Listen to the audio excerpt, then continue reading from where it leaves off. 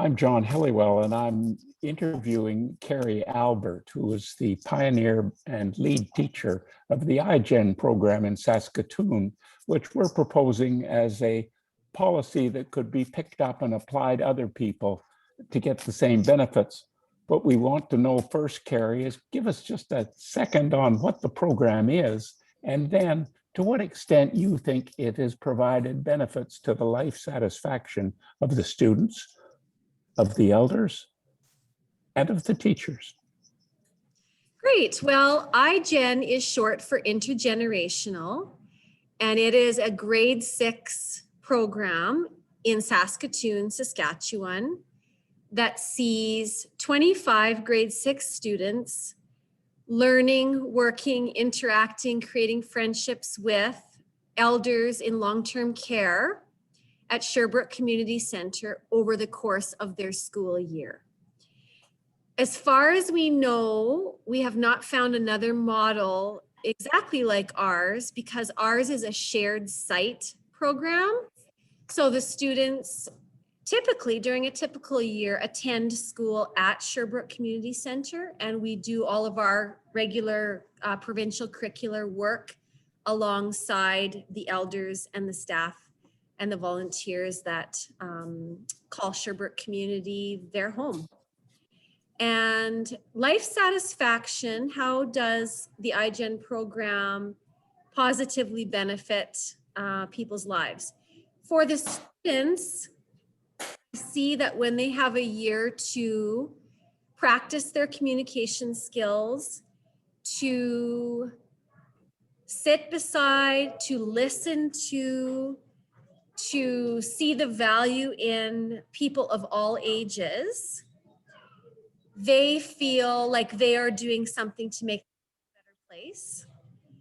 Also, because the program is very much student and elder centered, the students provide a lot of leadership and do a lot of the planning with regard to the activities that we do. So the opportunity to be leaders is very empowering for the students, and they get a lot of joy and wisdom from their friendships that they create with the elders that live at Sherbrooke. And the elder, we call the people that live there elders because they are, by virtue of their life experience, full of knowledge and wisdom that we want to learn from. That's why we call them elders. As far as the elders go, they find the variety and spontaneity that the kids provide really livens up their life, really gives them something exciting to look forward to. They enjoy learning about the kids' interests, their lives, they enjoy their energy, they look forward to the scheduled visits that we create with them, because it's a time for them to connect with and interact with a friend that reminds them of other times in their life that they've had young people around. It's a very reciprocal relationship. So the elders give the students as much as the students give the elders. So we really aim for that throughout the year in our program, that it's a giving and receiving of care. As far as a teacher, I love this work because there are what I call goosebump moments pretty much every day.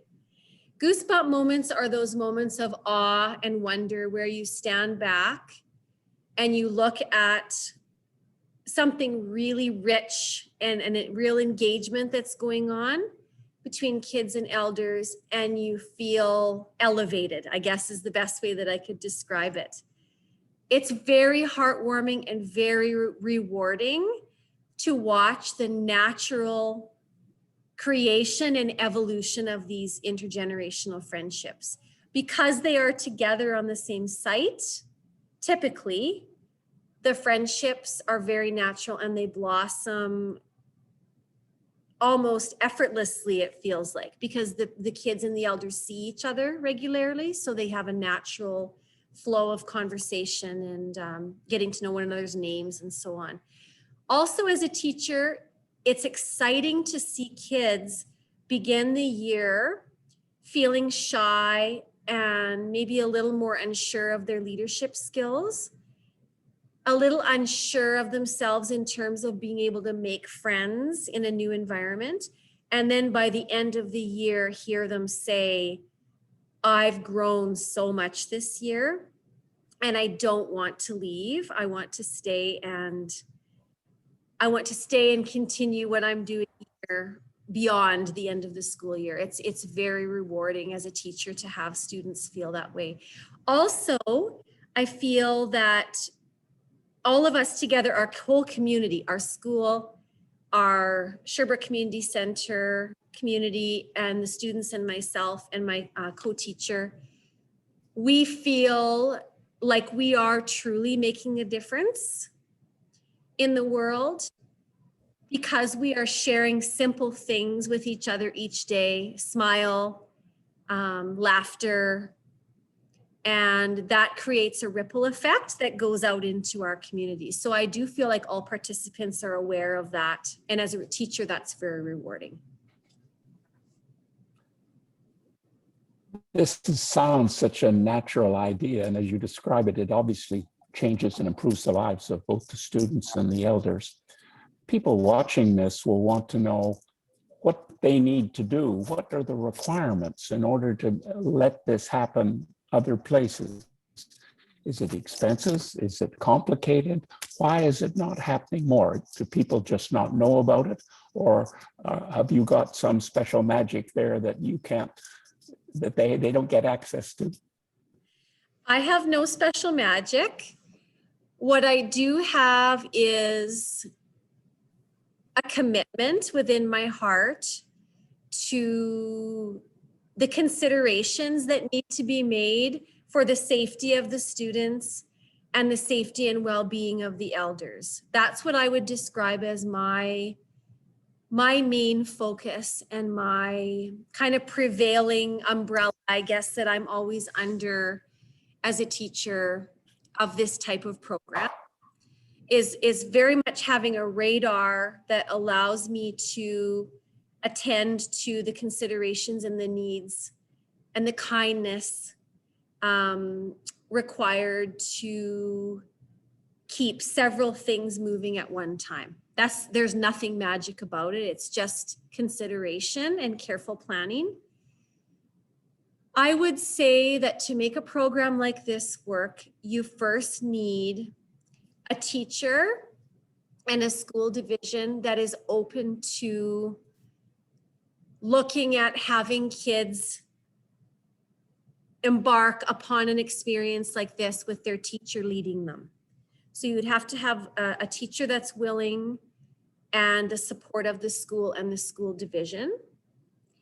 Secondly, you have to have a long-term care center or a home, whatever type of community or environment you're looking at partnering with, who are open to having children part of the way things work. And then it's a matter of building a relationship between the teacher and management or recreational staff, I would say, at the home. And the relationship building part is really about being collaborators and trying to think of things that perhaps the students are already doing in the school, curricular areas that they're already looking at that could be matched with activities that are already happening in long-term care. That's a great place to start. So for example, if you're teaching a class and part of your science curriculum is to do gardening or biodiversity, that might be a place where you go to your community center nearby and you start to create a collaboration or a relationship around that project. I feel if you have a school and a school division and a teacher, and you have the support of leaders and caregivers in the home, it is it is fairly easy to spark ideas once you get together.